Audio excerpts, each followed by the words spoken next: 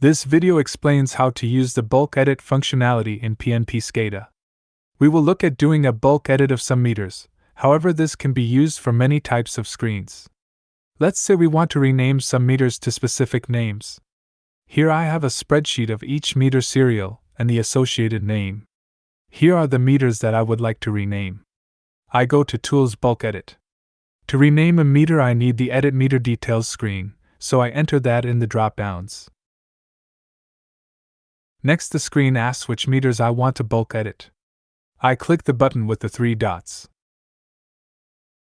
I copy the serials from Excel and paste them into the search text field. Click Search. Select All and click Select. Next I click on the Enter Values on Screen button. This will open the Edit Meter Details screen for the first meter in the set I specified. If you do not see this window open, it might be your browser's pop-up blocker. You will see an icon in the top right of the address bar. Click that and allow the pop-up to open. Restart this screen and the pop-up should open on the next try. On the Edit Meter Details screen that opened, you'll see some gears in the background. This screen will now track everything that you change. So please be careful what you change, as this change will be applied to all meters. I change only the name to Unit 1 and click Submit. The bulk add screen intercepts the submit, so the first meter is as yet unchanged. We are now returned to the bulk edit screen. I can now click Submit, however that would make all my meter names Unit 1. I want to give each meter a different name. So instead I click on the link to download value spreadsheet here.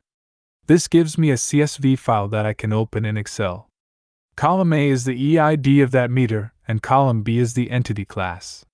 You do not have to know what these mean, and you can just leave these columns unchanged.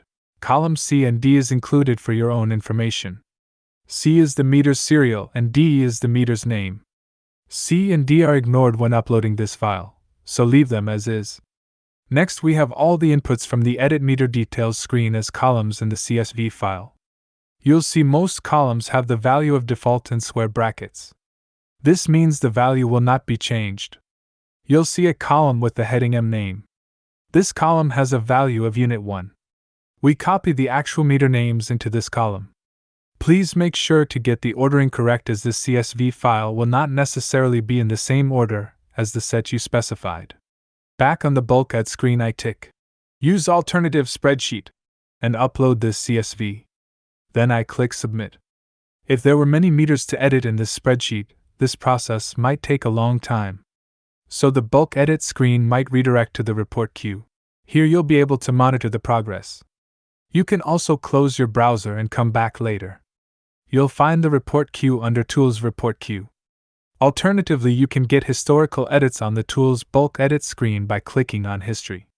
This will give you a list of all users that have done bulk edits. You can now choose the user and then you'll get a timestamp for each bulk edit. On opening one of these you'll get the before and after screens. You can check that the bulk edit worked as expected.